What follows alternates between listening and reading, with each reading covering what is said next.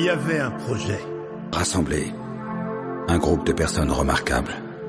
Pour voir si nous pourrions faire encore mieux. Et pouvoir, le moment venu, livrer toutes les batailles qu'ils auraient perdues. Hello à tous, nouveau concept sur la chaîne qui sera consacré à des thématiques plus globales. Dans cette vidéo on parle pas d'un film en particulier, pas de podcast, plus de montage, plus de vidéos style YouTube, plus cut, un peu moins long avec thématiques un peu plus globales. Mais ça on l'a déjà dit.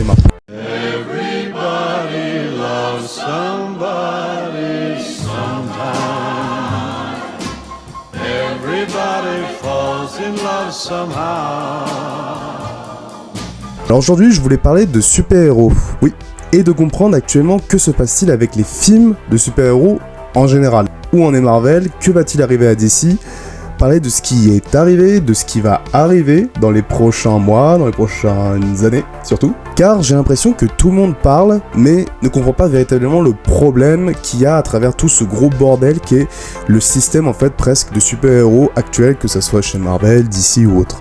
Parce que la situation est extrêmement compliquée.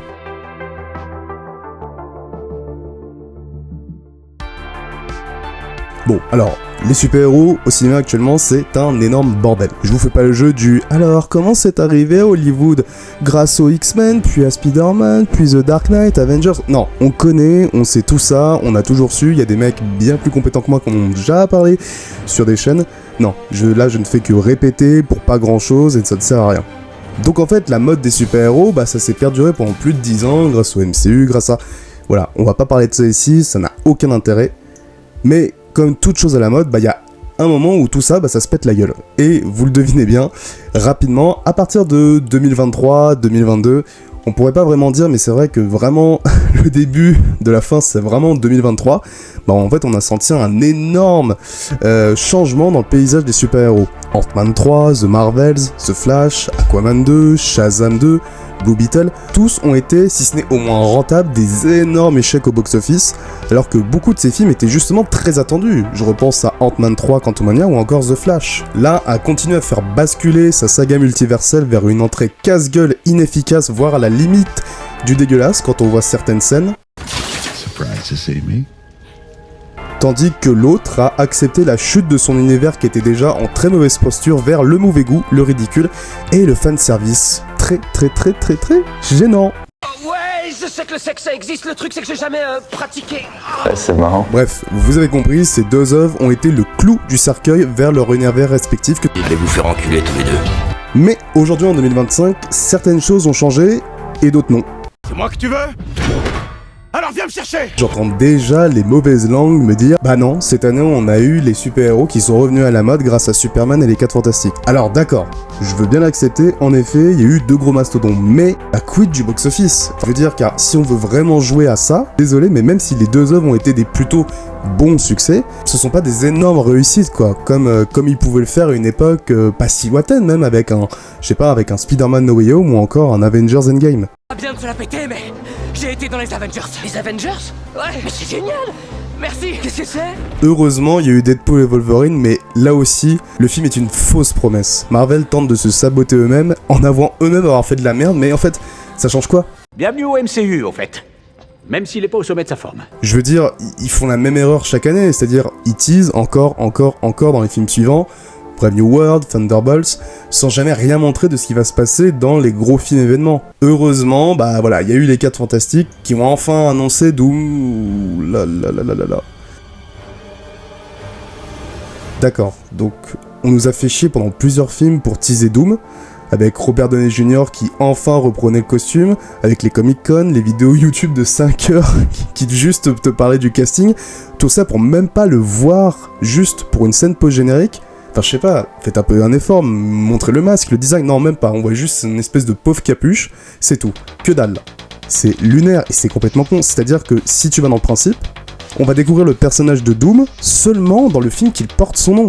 C'est extrêmement mal organisé et annoncé, mais loin d'un Thanos teasé tout au long des 3 phases du MCU.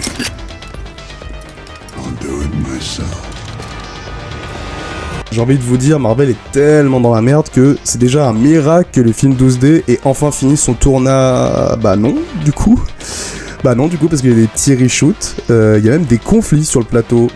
Non, voilà, c'est vraiment la merde. Bon, parlons un peu de Doomsday.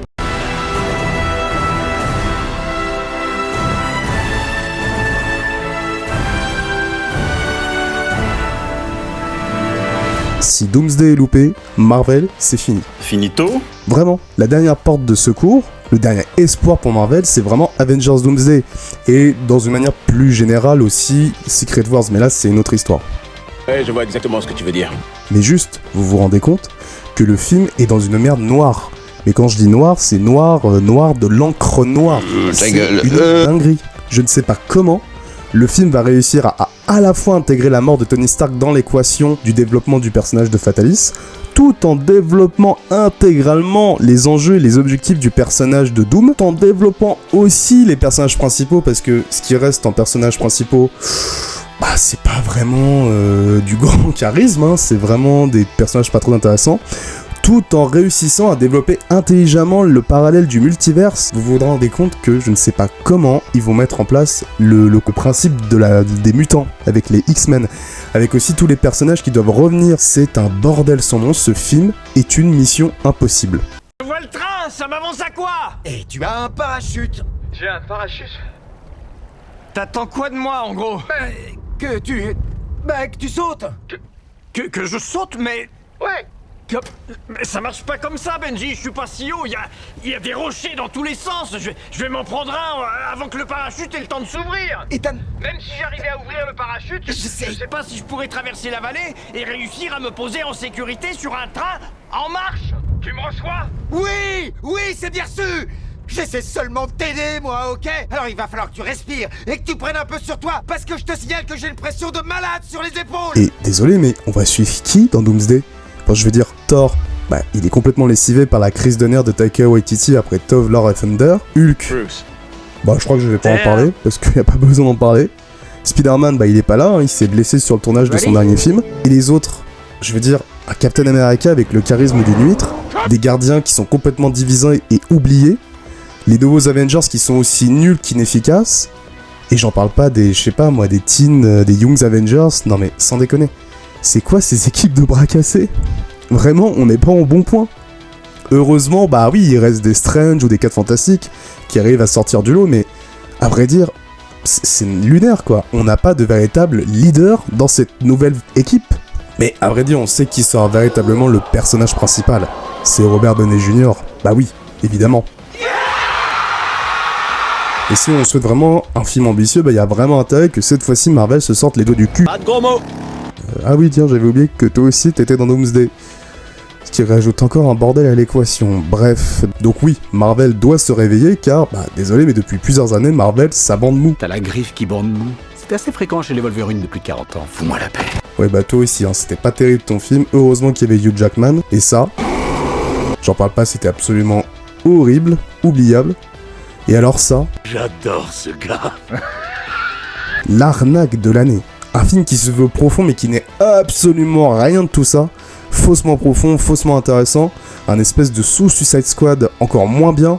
Bref, on oublie complètement. Dire vos amis les 4 fantastiques. Et vous, bah vous étiez sympathique. J'avoue, c'était sympa.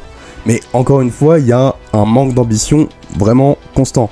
Même si la création des époques un peu 60s était vraiment intéressante dans le film de Max Schrankman. Franchement, en y réfléchissant, vous savez quoi? Vous vous êtes tous les trois fait couiller par le diable incarné cette année. Bah ouais, putain, c'était vachement bien. Franchement, bah vivement la suite quoi, vivement la saison 2. Et franchement, bravo pour cette scène. Je m'y attendais pas du tout. Mais bon, encore une fois, la plupart des auteurs talentueux de chez Marvel sont bah soit partis, soit ont complètement vrillé et ont changé de style. Et le meilleur exemple, c'est lui. Are okay. It's not wrong for you to feel. Oh putain, James, tu étais notre sauveur, notre espoir, notre Superman moderne quoi. Lève un peu les yeux. En vrai, ça va. J'ai eu peur, j'ai eu beaucoup peur même. Mais ça va, le film est sauvé. Mais connaissant James Gunn, ça me fait un peu chier. C'est trop timide pour moi, vraiment. Car quand on pense à Gunn, on pense au gardien, à ce qu'il a pu apporter dans tout l'univers Marvel, en créant la meilleure trilogie du MCU. Et le pire ou le mieux, le mec arrive à se barrer de Marvel avec un Gardien de la Galaxie volume 3 explosif, émouvant et sincèrement humain.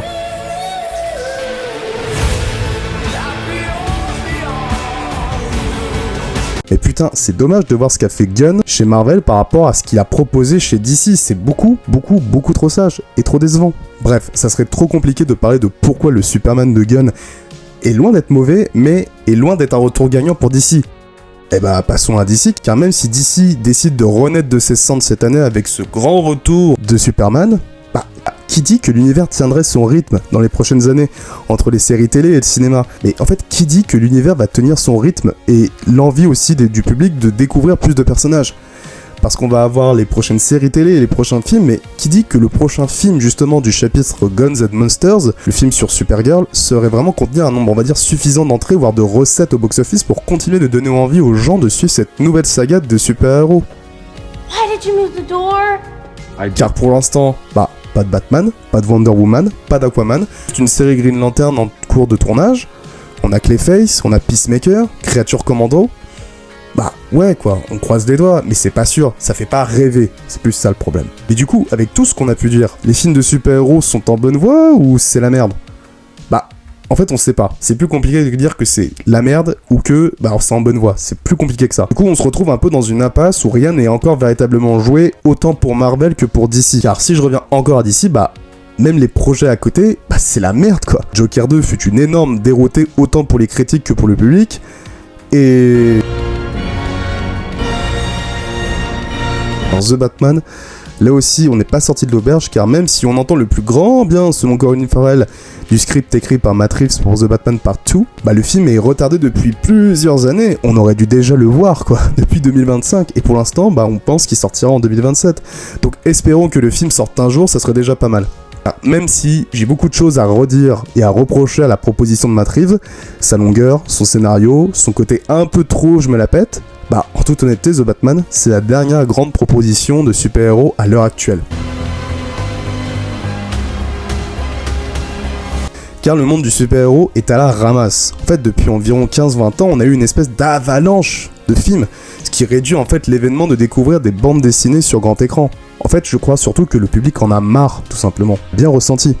Même quand un film coûte cher, ou un gros nom derrière, un Superman de James Gunn, ça ne garantit pas non plus le méga succès international au box-office. Et on l'a bien vu, hein, désolé de dire ça, mais oui, l'exemple de Superman de James Gunn est un excellent exemple. Il a été bien accueilli, certes, mais certains commentaires font état d'un bon début plutôt que d'un triomphe sans faille. Chez Marvel, c'est encore pire, parce que certains projets sont rebattus ou retardés. Avengers Doomsday a été repoussé de mai 2026 à décembre 2026. Déjà que le film devait déjà être tourné depuis 2024-2025, il a été retardé et renouvelé en 2026.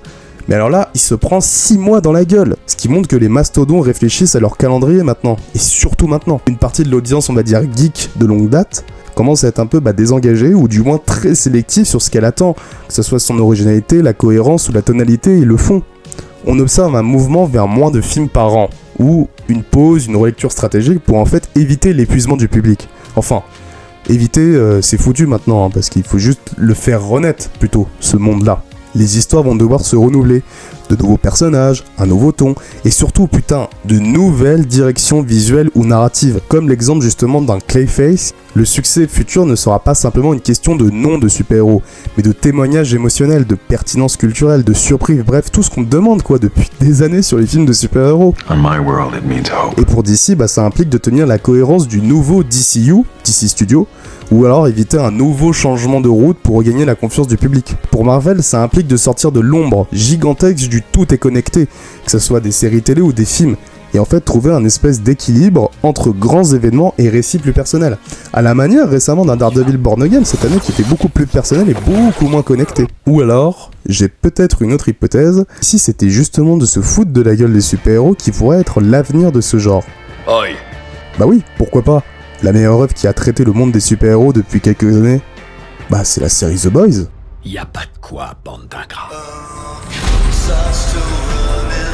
Donc après tout ce bordel, est-ce qu'on peut vraiment dire que les films de super-héros, on est sur la bonne voie? Est-ce que ça marche encore?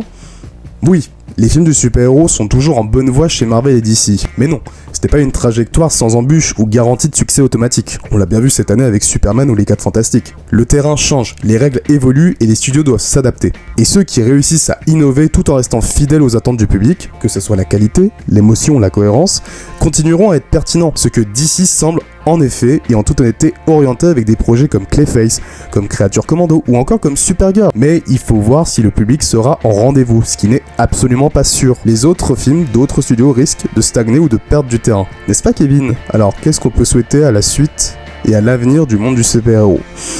Pas grand chose à part tout simplement merde. Une minute. Je suis le seul à être gêné par le fait que le capitaine interdise les gros mots.